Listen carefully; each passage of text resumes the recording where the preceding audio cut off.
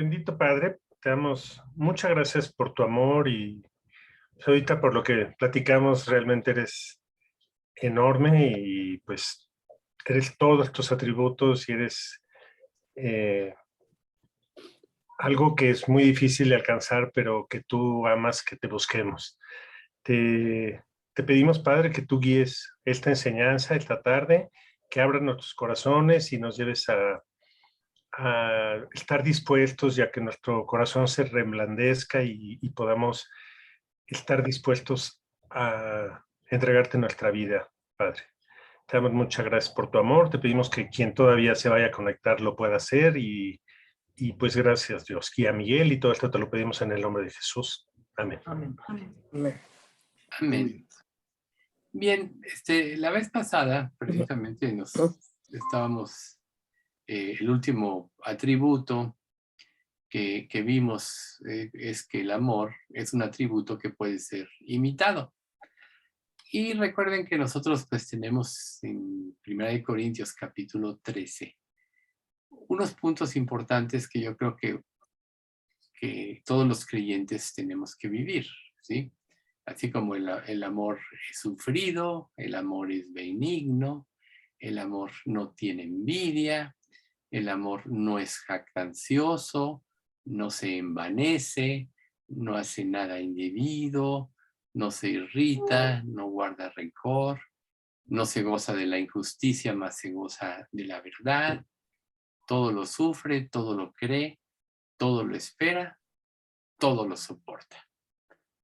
En esta fracción de este capítulo 13 de Corintios, nosotros podemos ver en mayor extensión lo que es este atributo y que obviamente nosotros podemos imitarlo, pero recordemos que solo vamos a poder imitarlo en la medida que nosotros experimentemos el amor de Dios.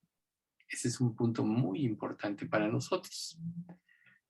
Recuerden que cuando una persona se convierte a Cristo, además del arrepentimiento y la fe que son necesarios para la salvación, al entrar el Espíritu Santo, empieza a experimentar desde el momento el amor de Dios. O sea, Dios ya lo salvó, Dios ya lo rescató del infierno eterno, Dios le da la posibilidad de liberarse de la esclavitud del pecado, Dios le da obras para que ande en ellas, etc. Dios nos da muchas cosas.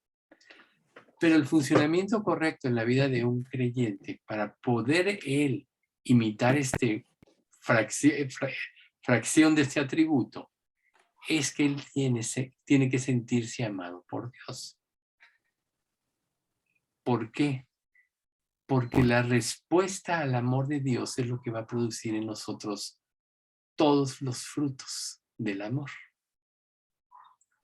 ¿Qué pasa cuando nosotros, por ejemplo, en una relación humana de una pareja, uno de los dos no tiene confianza en el otro?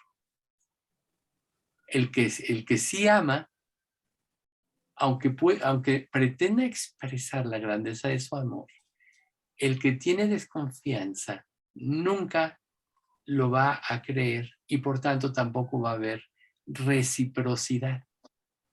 Fíjense qué punto tan interesante. Para que el amor se pueda dar, primero se tiene que experimentar. Y Dios ya puso su amor, ya demostró, mejor dicho, su amor en nosotros a través de la persona de Jesucristo. O sea, Dios puso su parte. Dios amó al mundo y dio a su Hijo para que fuéramos rescatados de una vida eterna separados de Él en el lago de fuego. El hecho de que Él haya dado lo que más amaba y por quien hizo todo el universo, habla de la más grande expresión del amor de Dios. Ahora, ¿qué tanto lo comprendes? ¿Qué tanto lo experimentas? Las acciones de nuestra vida siempre van a reflejar lo que nosotros realmente somos. Si nos ponemos a pensar, por ejemplo, ¿por qué desobedecemos en algo que Dios nos muestra, nos dice? es porque no confiamos en el amor de Dios. ¿Por qué tenemos ídolos? ¿Por qué un creyente puede tener ídolos en su vida? Porque todavía cree que hay cosas que son más grandes que Dios y que su amor. Entonces, nosotros tenemos que meditar mucho en esto. Porque en este atributo del amor de Dios, que yo creo que es uno de los más importantes, todo el mundo habla de amor. Hoy, por ejemplo, me escribía una persona, precisamente me mandó un video del amor, ¿no? Es que todos tenemos amor, todos tenemos que dar. No sé si esta persona ya se convirtió, pero yo le dije, en realidad, el amor del ser humano es un amor condicional, es egoísta y solo busca lo suyo. El amor de Dios es un... Apaguen sus micrófonos, por favor. El amor de Dios es un amor incondicional y busca el bien de los demás. Por ahí hay un micrófono encendido. Pongan atención, a ver quién no tiene encendido. Porque eso sí desconcentra un poquito. ¿Quién será? Para irnos por a las 8 termina. Micrófono encendido. Apáguenlo. Ya. Bueno, entonces, volviendo al punto de este amor. O sea, yo le decía a esta persona que en realidad el amor de Dios es algo que se va a experimentar a partir del momento de creerle a Dios, o sea, arrepentirse y convertirse, y desde el momento que Dios nos da su Espíritu Santo. Y entonces Dios empieza a producir. Ahora, nosotros, como creyentes, como iglesia, nosotros ya tenemos al Espíritu Santo, si somos realmente creyentes, recuerden. Y si alguno no tiene el Espíritu de Cristo, no es de él, Romanos 8:9. Entonces, si tú ya tienes el Espíritu Santo, tú estás experimentando parte de ese amor. El Espíritu Santo te convence, te redarguye, te hace ver, te ayuda a orar. No sabes cómo pedir, traduce tu petición de acuerdo a la voluntad de Dios para que sea respondida, etc. Pero lo más importante es que Él puede hacerte entender la grandeza de su amor. Porque mientras más grande, mientras más creas en la grandeza de su amor, más prácticamente vas a estar en la posibilidad de que ese atributo lo apropies o lo imites en tu vida. Por eso, para los que no estaban en un principio, referí esta parte del capítulo 13 de Corintios, que dice: el amor es sufrido, es benigno, no tiene envidia, no es jactancioso, no hace nada indebido, no se goza de la injusticia, más se goza de la verdad, todo lo sufre, todo lo cree, todo lo espera, todo lo soporta. Creo que me salté 2 o 3, pero bueno. El caso es que ese punto, por ejemplo, no hace nada indebido, no se goza de la injusticia, más se goza de la verdad. ¿Cuántos nosotros en nuestras relaciones interpersonales erramos por falta de confianza en la otra persona? No nos abrimos por falta de confianza. ¿Ven ustedes? Por eso es importante que una iglesia, y empieza, vamos siempre de lo particular a lo general, que un creyente apropie este amor. Y este amor lo va a transmitir a la iglesia y la iglesia va a manifestar el amor. Recuerden que el sello de los discípulos es el amor no fingido entre ellos. Pero nunca vamos a poder confiar en Dios si no apropiamos plenamente su amor. Por tanto, tenemos que trabajar mucho en meditar en el amor de Dios. Y mientras más meditemos, va a ser como si se nos abriese un túnel, un túnel hacia la luz, por ejemplo, ¿sí? Hacia el horizonte, donde cada día esa luz va a brillar más.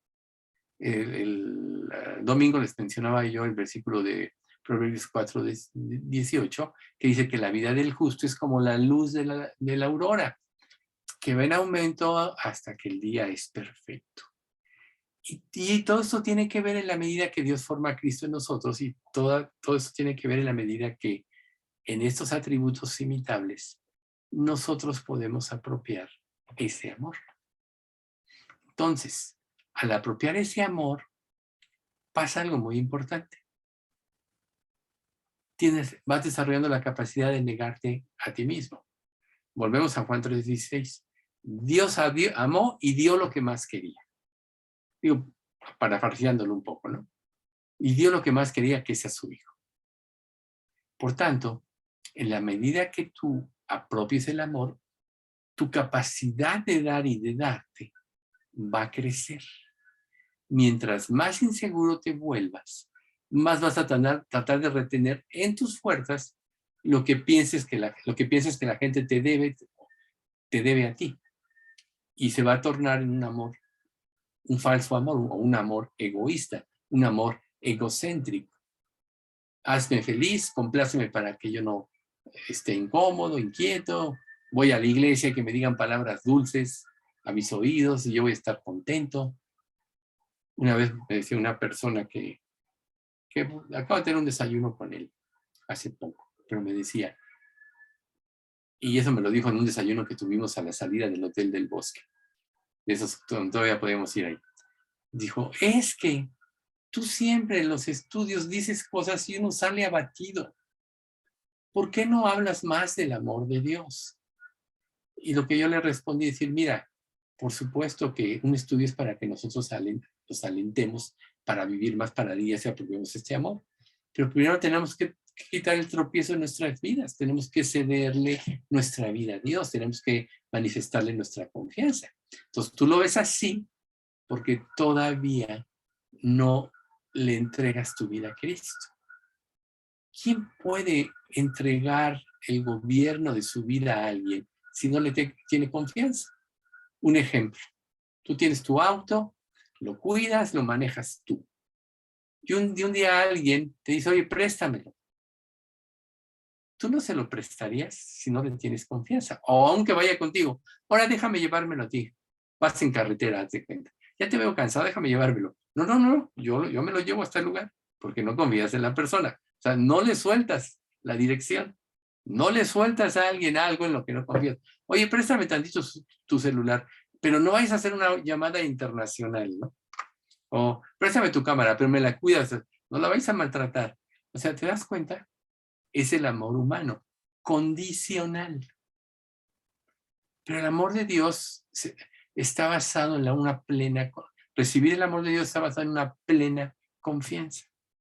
Entonces, en la medida que confiemos, vamos a cambiar de demandar a dar. Y entonces ahí podemos imitar este fruto. Entonces podemos sufrir, podemos no envanecernos, podemos no tener envidia, podemos no hacer nada indebido, podemos hacer el bien de los demás. Recuerden cómo empieza este capítulo 13 de Corintios, que por cierto, lo vamos a estudiar en función de los dones. Pero, ¿cómo empieza? Si hablas en lenguas humanas o angélicas y no tengo amor, vengo a ser como metal que resuena o címbalo que retiñe. Y si tuviese profecía y entendiese todos los misterios y toda ciencia y tuviese toda la fe de manera que trasladase los montes y no tengo amor, no nada soy. Y si repartiese todos mis bienes para darle comer a los pobres y si entregase mi cuerpo para ser quemado y no tengo amor, de nada me sirve. Ya es después de lo que empieza lo que les dije, ¿no? Entonces ahí está. ¿Se dan cuenta? Si no hay amor, nada te vale. Ni siquiera las obras que tú puedas estar haciendo o que crees que estás haciendo para Cristo. Porque al no creer en el amor de Dios, entonces lo que estás buscando no es hacer la obra de Dios, sino tu propia conveniencia. O sea, imagínense una relación donde las personas solo busquen su propia conveniencia. Todo puede ser menos una relación. Recuerdo que una vez una persona me dijo, es que yo no sé por qué fulanito me pidió que yo apadrinara a su hijo. Si ni siquiera nos conocemos mucho acá, apenas nos acabamos de conocer. Y claro, esta persona tenía muchos negocios era una persona bastante acaudalada. Y bueno, al final eso comentó este señor. Y al poco tiempo, ya después sí apadrinó al hijo y todo eso. Esta persona que lo apadrinó le empezó a pedir favores. Oye, tengo que tienes muchos carros, pásame uno, ¿no? Ahí te lo pago como pueda. Oye, veo que haces este negocio, dame chance que yo te represente. Y entonces, ¿creen ustedes que esa amistad duró? Claro que no, porque la otra persona vio su conveniencia. Y de alguna manera todos nosotros somos así. Si no hemos apropiado el amor de Dios plenamente, en nuestras relaciones buscamos conveniencia. Entonces, ¿cómo puede dar fruto una relación? Ahora, esas son en las relaciones humanas interpersonales, en el servicio a Cristo. ¿Cómo puede una iglesia crecer y subsistir si no todos ponen su confianza en Cristo? ¿Cómo puedes tú creer en un representante de Dios si no estás seguro que es representante de Dios? ¿Ven ustedes por qué es tan importante saber que las cosas provienen de Dios? Dios forma sus iglesias. Dios escoge a quien va a salvar y a quien no va a salvar, ya lo sabemos. Dios une a los creyentes con el objetivo de que crezcan en amor. Por eso dice que la característica de sus discípulos va a ser el amor no fingido. O como dice 1 Juan 1, 3, creo, 2. Nosotros sabemos que amamos a los hijos de Dios cuando amamos a Dios y guardamos sus mandamientos. ¿Ven ustedes? El amor tiene implícita también la obediencia, si se dan cuenta. Una persona que no obedece la palabra, que vive para sí mismo, que busca erradamente a Dios. O sea, muchos vienen, por ejemplo, yo voy a venir a la iglesia para que Dios me bendiga. Voy a venir a la iglesia para que Dios me haga prosperar en mis negocios. Voy a venir a la iglesia para que Dios me sane la enfermedad. O sea, todas estas cosas pueden ser lícitas. Pero ¿quién puede decir? Yo voy a la iglesia para que Dios me hable a mí, para que vea lo que hay dentro de mi corazón, me haga entender mi pecado y me libere de él. Voy a la iglesia para que Dios ponga en evidencia todo lo que me impide entregarme realmente a Dios. Generalmente no pensamos de esta manera. Generalmente pensamos de otra manera. Obviamente, en la medida que nosotros vamos creciendo, vamos entendiendo, ¿no? ¿Por qué creen ustedes, por ejemplo, que el evangelio del progreso ha prosperado tanto? O los falsos maestros. ¿Saben por qué? Porque le dicen a las personas lo que quieren oír. Y si nosotros estudiamos un poquito la historia de Israel, nos vamos a dar cuenta que todos los falsos profetas hablaban lo que era agradable al oído. Por eso cuando un rey le dice a otro, un rey de Israel es un rey de Judá, no me acuerdo, ahorita se me fueron los nombres, pero dice, oye, pues vamos a ver si podemos conquistar Nabot de Galat, ¿no? Era esta la ciudad.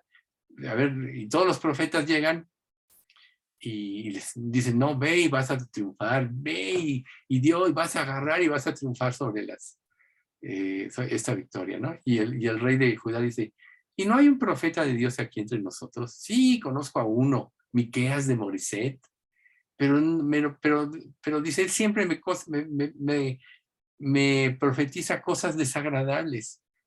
Ay, no hable así el rey, ¿no? Y entonces llega Miqueas y el siervo que lo manda a llamar dice, tienes que decir cosas que agraden a Dios, ¿no? Y empieza el profeta, bueno, sé bien y serás, ve allá y serás prosperado, le dice Miqueas. Y entonces le dice el mismo rey de Israel, ¿hasta cuándo no te voy a decir que me digas la verdad? Bueno, vas a morir en esa batalla, vi al ejército de Israel desparramado. Y le dice la verdad y sucede, realmente sucede. Pero eso lo hizo popular. nunca nadie va a ser popular si nos dice la verdad. Ahora, ¿dónde puedes tú apropiar el amor de Dios cuando le pides a Dios que hable a tu vida? ¿Tú te crees un creyente con una vida perfecta? Sabemos que no es cierto. El único que llevó una vida perfecta en este mundo fue Jesús. Y aunque nosotros ya seamos salvos ahorita, perfectamente bien sabemos que somos bastante imperfectos y que pecamos cada día. Por tanto, la perfección es en Jesús. Por tanto, el amor perfecto tienes que buscarlo a través de Dios, manifestado en Jesucristo, para que en la medida que tú te vayas creyendo en este amor, tú mismo vayas apropiándolo y creciendo en confianza y en seguridad. Entonces, ¿por qué no confiamos en Dios? Por falta de confianza en su amor. ¿Por qué no lo obedecemos? Por falta de confianza en que Él tiene lo mejor para nosotros y que en sus mandamientos y en lo que Él nos pide es lo mejor aunque no lo entendamos. ¿Por qué dice la Escritura que nosotros vamos a sufrir por creer en Cristo? El falso profeta dice, vas a ser rico, etcétera, puras mentiras, ¿no? Vas a ser feliz. Y quien entra en la vida cristiana, más bien vemos lo que Jesús dijo, el que no viene en pos de mí y toma su cruz cada día y me sigue, no puede ser mi discípulo. O sea, no dice, toma su dinero, toma su cuenta bancaria, ¿no? Y disfruta de este mundo. No, toma su cruz significa que tienes que sacrificar tu vida para seguir la vida de Cristo, tu forma de pensar para aprender la forma como Cristo piensa. Entonces, todas estas cosas involucran nuestra falta de confianza en el amor de Dios. Pero en la medida que nosotros vamos creciendo en esta confianza, entonces vamos cediéndole a Dios derechos y derechos y derechos. Muchas veces para poder apropiar el amor tenemos que estar totalmente quebrados, como dice el Sermón del Monte, el capítulo 5, ¿no? Bienaventurados los mansos, porque ellos recibirán la tierra por heredad. Y se puede traducir los que le ceden sus derechos a Dios. Entonces la vida cristiana es una vida, es un proceso donde tú le cedes tus derechos a Dios. Como dijimos el domingo que dijo Juan el Bautista, es necesario que Él crezca y que yo mengüe. Para que Dios crezca y para que su amor sea una realidad en tu vida, tú tienes que menguar. Si tu forma de ser y de pensar y de vivir la vida hubiera sido exitosa, hubiera llenado plenamente tu vida, jamás hubieras venido a Cristo. Si todos nosotros venimos a Cristo, es porque nos dimos cuenta de que como dirigíamos y manejábamos nuestra vida, era pésimo. Por eso venimos a Cristo. Por eso nos humillamos, por eso buscamos. Y claro, Él ya nos estaba llamando porque nosotros le amamos a Él porque nos amó primero. Pero venimos a Él por esto. ¿Y por qué estando en Cristo todavía crees que los conceptos que antes de Cristo no te hacían felices, ahora te pueden hacer felices? Como le dice Pablo a los Gálatas, habiendo empezado por el Espíritu, ahora vas a terminar por la carne. Y este mismo Pablo les dice, tuvimos sentencia en nosotros para que no confiásemos, sentencia de muerte en nosotros, para que no confiásemos en nosotros mismos, sino en Dios que resucita a los muertos. Entonces, para poder empezar a experimentar este amor, tenemos que saber que nosotros no hay nada y que por eso venimos a Cristo. Si alguien piensa que en Él hay algo o que Dios lo necesita para su obra, o que Dios necesita sus atributos o sus dones o sus habilidades para su obra, está muy equivocado. Dios no te necesita a ti, te hace el favor de usarte en tu obra, te da el privilegio, como dijeron los discípulos la primera vez que fueron saheridos por causa de Cristo, ahí en Hechos, ¿no? Que eran Pedro y Juan, que los azotaron a final de cuentas porque hicieron un milagro latente. Y salieron ellos contentos de sufrir afrenta por causa de Cristo. ¿Por qué? Porque se habían identificado con Él, habían apropiado su amor. no les dolió el sufrimiento y cómo murieron muchos. Pues si quieres saber, ahí está el capítulo 11 de Hebreos, ¿no? Aserrados, vivieron en cuevas y prácticamente muchos desnudos, casi, ¿no? Con frío, con caer, llevar en el mar, ¿cómo se llama? Náufragos, ¿no? Fueron náufragos, etcétera. Ahí está el capítulo 11 de Hebreos. Pero todos creyeron en el amor de Dios, por eso pudieron dar sus vidas. Entonces, para que podamos imitar este amor, tenemos que creer en su amor, y creer en su amor nos va a llevar a no ver nuestra conveniencia en todo, sino el bien de los demás. Esa es una expresión del amor. Ahí está en Cristo. Dios amó y dio. Entonces, cuando tú ves el bien de los demás, ¿qué puede decirte la gente? O sea, si tu amor está siendo manifiesto, ¿quién? Como dice la Escritura, ¿no? Las muchas aguas no podrán apagar el amor, ni lo ahogarán los ríos. Si diese el hombre todos los bienes de su casa por este amor, de cierto lo menospreciarían. ¿Ven ustedes? Aún si tú estás amando y quieres que la gente reconozca, estás equivocado. No te van a reconocer si los amas. No te van a apreciar si les dices lo correcto. No te van a apreciar si les quieres compartir la luz del evangelio para que salgan de las tinieblas.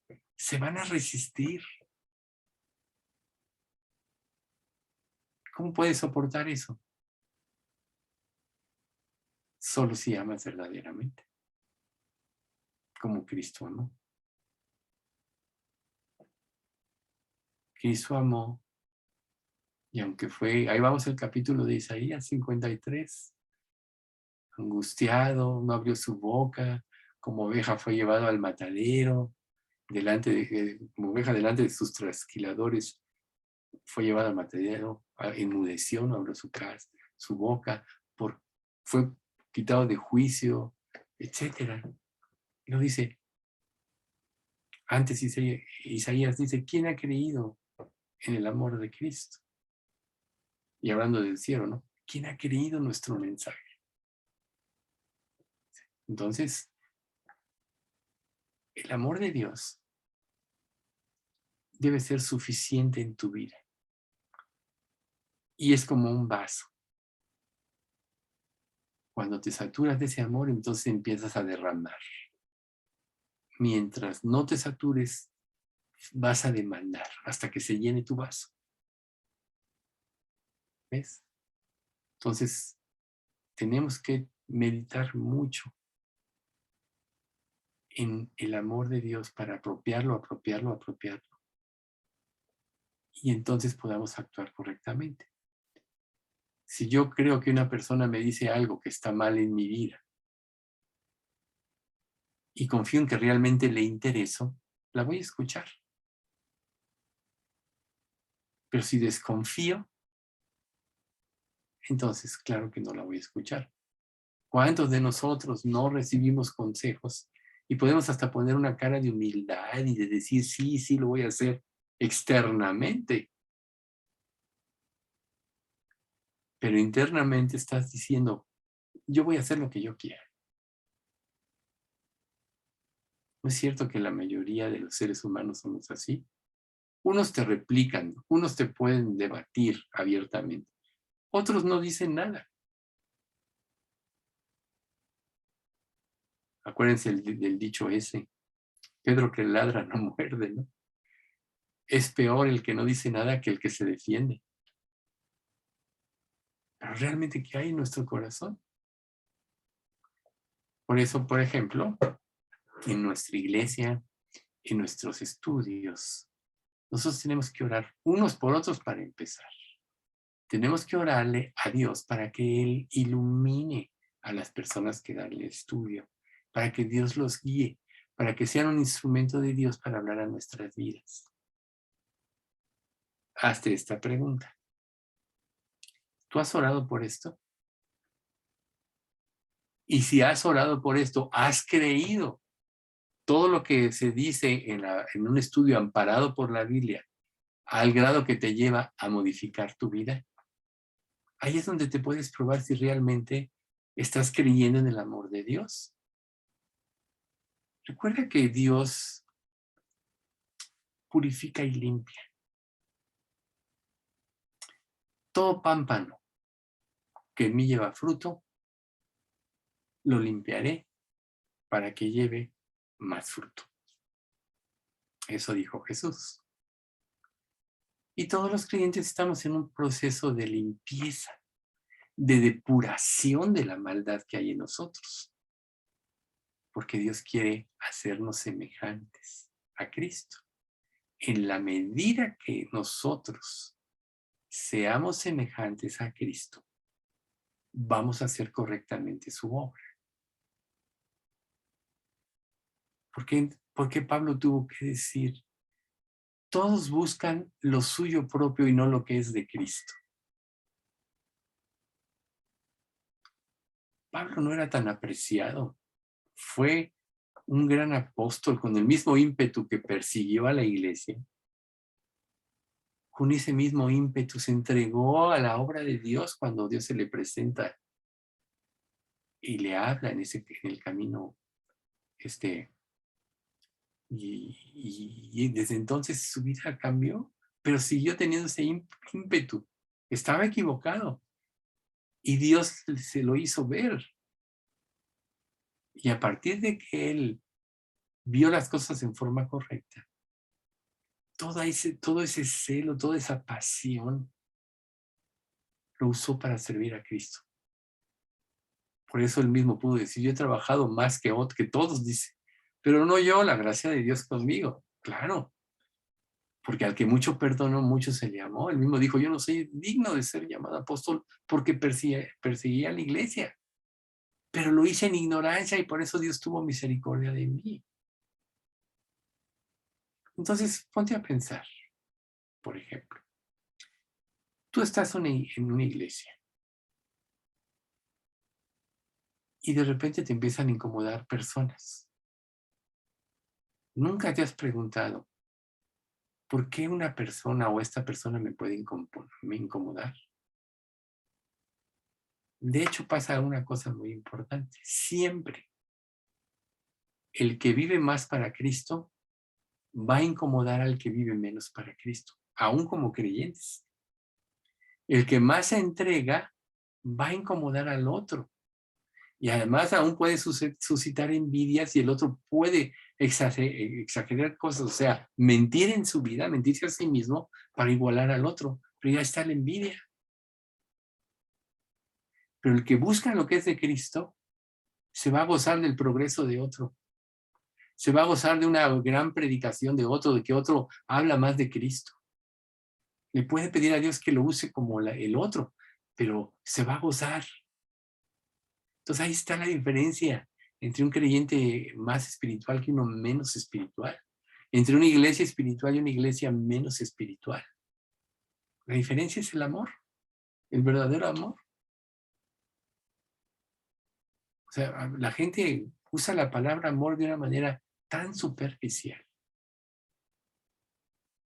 Y la mayoría de los que dicen que aman, o la mayoría de los que demandan ese amor, ni siquiera lo conocen.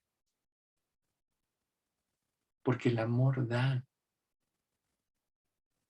Es sufrido, es benigno, no tiene envidia, no es jactancioso, no hace nada indebido,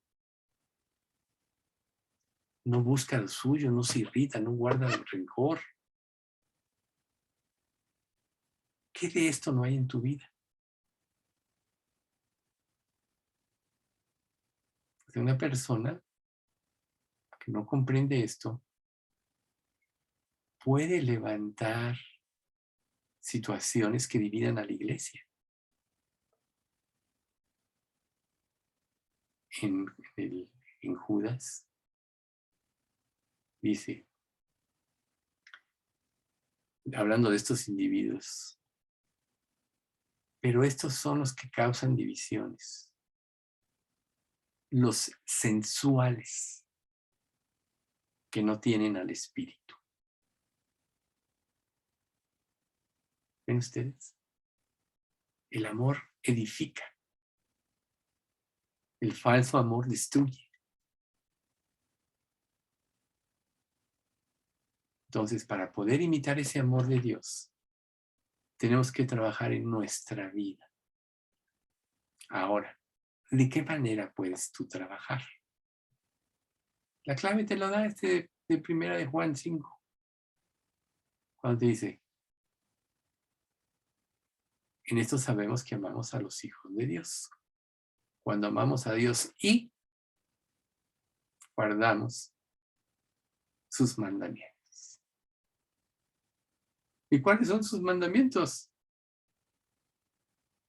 Te lo dicen atrás.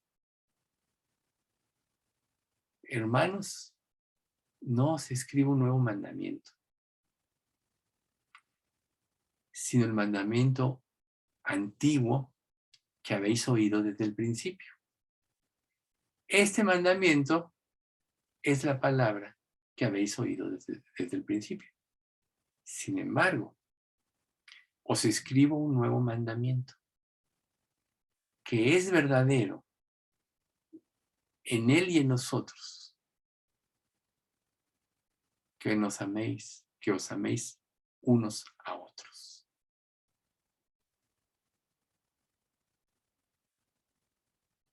Ese es el nuevo mandamiento, que nos amemos unos a otros. No como Caín, que era del maligno. ¿Y por qué causa mató a su hermano? Porque sus obras eran justas y las de él eran impías, o sea, las de él eran injustas. Ahí está. Pero el mandamiento es amarnos.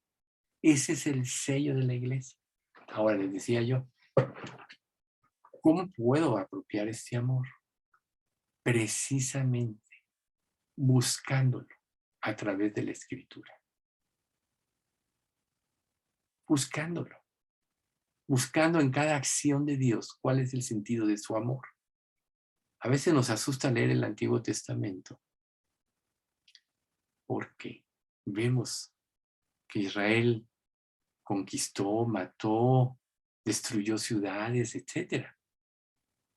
Pero nunca vemos que hubo un tiempo de misericordia previo. Si bien es cierto que Dios le prometió la tierra a Israel, Él trató duro con Israel. Y desde antes Dios se habló, desde que estaba Abraham, luego Isaac, que estuvieron en la tierra de Canaán y tuvieron envidias, etcétera, pero bueno, Dios los protegió, etcétera.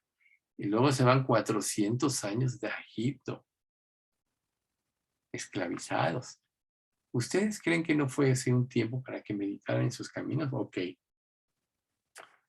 Salen de Egipto.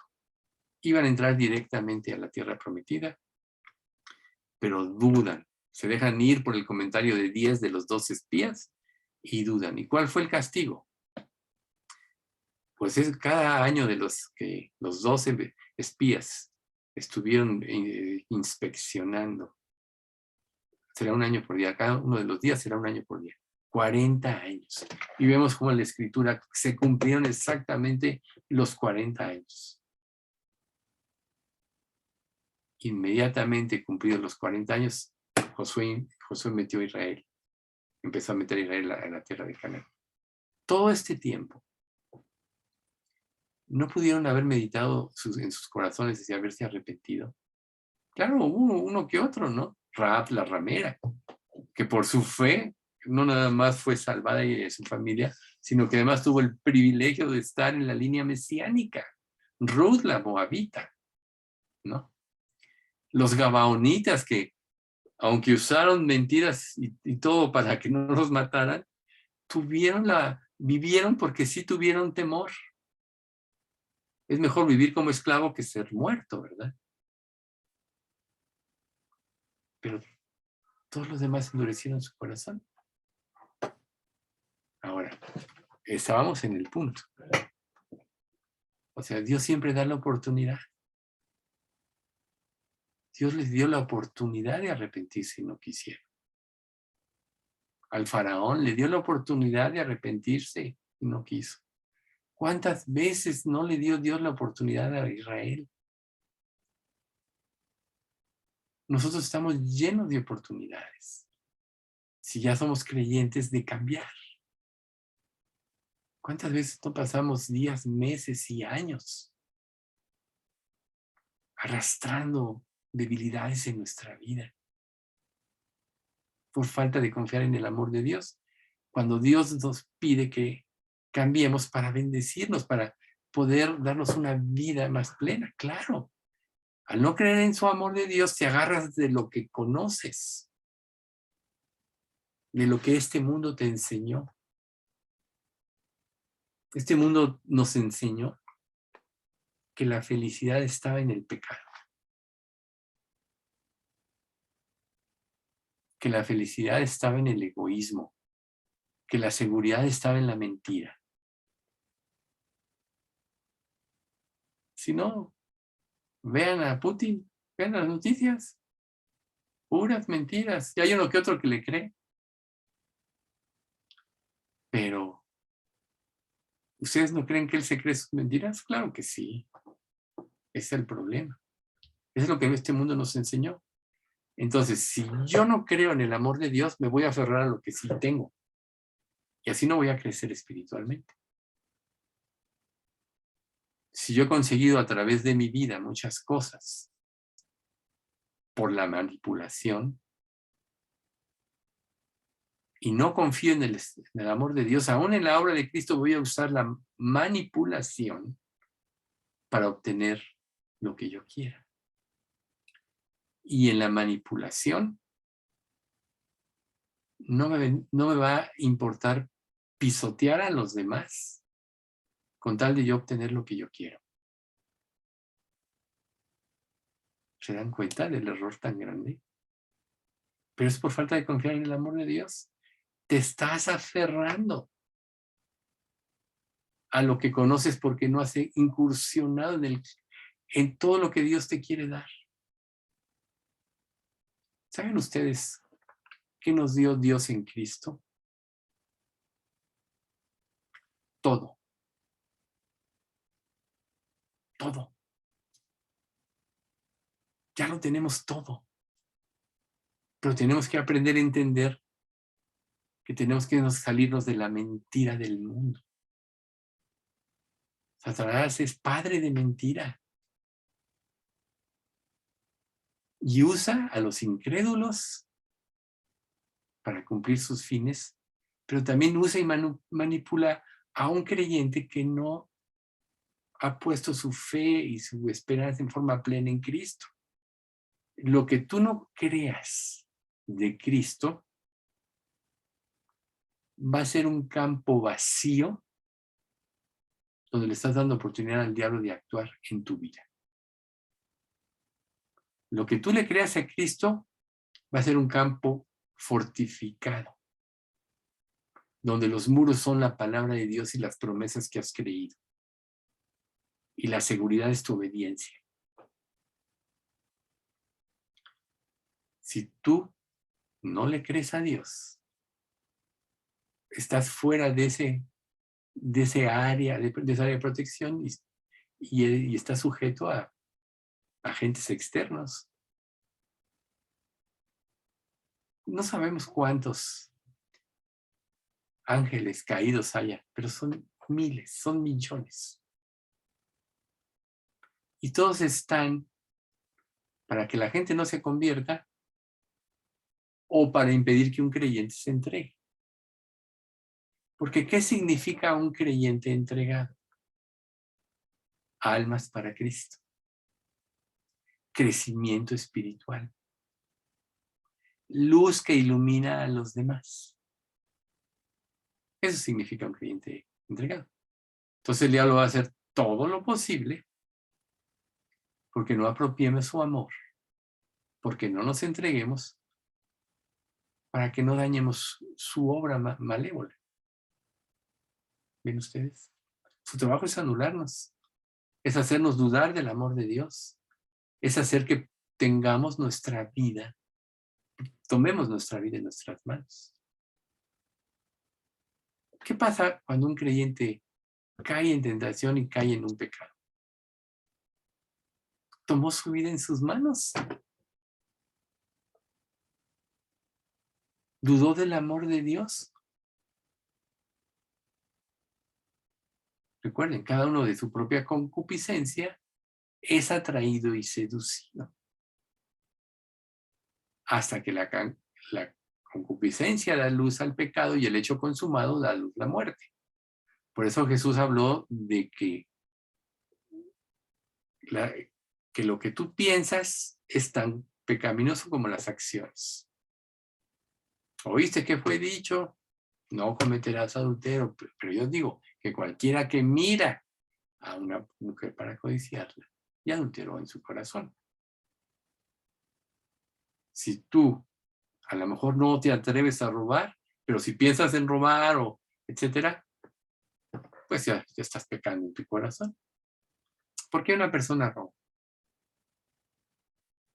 Porque tiene falta de confianza en el amor de Dios, porque no cree que Dios pueda suplir lo necesario. ¿Y qué contrarresta esto? La promesa. Busca primero el reino de Dios y su justicia, y todo lo demás te vendrá por añadidura. ¿Ves? Todo está en la confianza en el amor de Dios. Entonces, para poder apropiar el amor de Dios, tenemos que buscarlo a través de la palabra. Tenemos que ver el sentido de sus acciones en el Antiguo Testamento, que todas involucraban el amor. La próxima vez, bueno, vamos a ver la próxima vez la bondad de Dios y luego vamos a ver la justicia de Dios, que es un punto muy importante. Ese es un poquito largo. Ojalá lo podamos ver en una sola sesión. Pero por ahora es muy importante que nosotros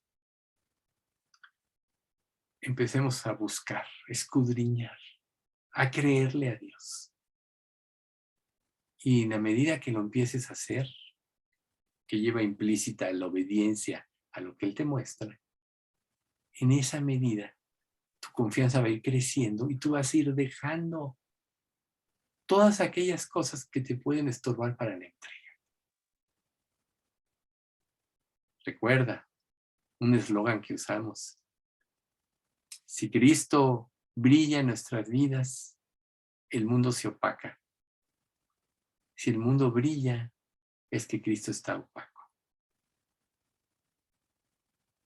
Entonces, meditemos en el amor de Dios. Y recuerden, las muchas aguas no podrán apagar el amor, ni lo ahogarán sus ríos. Si diese el hombre todos los bienes de su casa por este amor, de cierto lo menospreciaría. Pero cuando tú crees en este amor, lo que no te importa lo que demás piensen, sino lo que te importa es hacer la voluntad de Dios, por sobre todo. Entonces nada te moverá. Afirmarás tu rostro como una piedra para cumplir la obra de Dios. Tendrás cada día sentencia de muerte en ti mismo, como dice el capítulo 1 de 2 de Corintios, para que no confíes en ti mismo. Y entonces podrás expresar ese amor con libertad. Pero mientras no lo hagas, vas a tener muchos problemas. Vas a errar en muchos pensamientos. No te lo permitas. Porque no nada más vas a afectar tu vida, sino la de los demás. Vamos a dar gracias. Padre bendito, te queremos agradecer mucho por este estudio y darte gracias, Señor, porque tú siempre tienes algo que decirnos. Y en este atributo comunicable del amor, ahora hemos comprendido un poco más profundo la importancia de creer en este amor. Te queremos pedir, Señor, que tú sigas trabajando por medio de tu Santo Espíritu en quitar todo estorbo que nos impida apreciar y apropiar este amor. ya que ese es el verdadero tesoro. Y que, como dice la misma parábola de la perla del gran precio, quien encontró esa perla en ese campo, fue y vendió todo lo que tenía para comprar ese campo. Sabemos que para poder aprender y apropiar y apreciar este amor, tenemos que hacer a un lado todo lo que puede estorbar esto. Porque sabemos lo que tú nos pides que dejemos es porque tienes mejores cosas que darnos. Así es tu amor. Pero tristemente no entendemos muchas veces, Padre, que las riquezas de tu gracia no tienen un valor incalculable, pero son muy diferentes a como tenemos estructurada nuestra mente. Cambia nuestra mente, Padre. Haznos ver como tú ves. Y sabemos que todo eso solo lo vamos a lograr cuando aprendamos a mirar las cosas a través de la revelación de tu palabra bendita. Por tanto, te pedimos que nos ilumines, que pongas en nosotros el deseo de leer la Biblia, de meditar en ella, de escudriñar en ella. Porque entonces todo lo que tú nos reveles en los estudios y todo vamos a aprovecharlo mucho más. Danos amor en nuestra iglesia los unos por los otros. Ese verdadero amor que edifica y no el falso amor que destruye o que nos consiente en nuestro pecado y en nuestro egoísmo. Destruye eso en nuestras vidas, te lo pedimos, Padre. Y no dejes de bendecir a nuestra iglesia. Padre Santo, te pedimos todo esto en el nombre de nuestro Señor Jesucristo. Amén.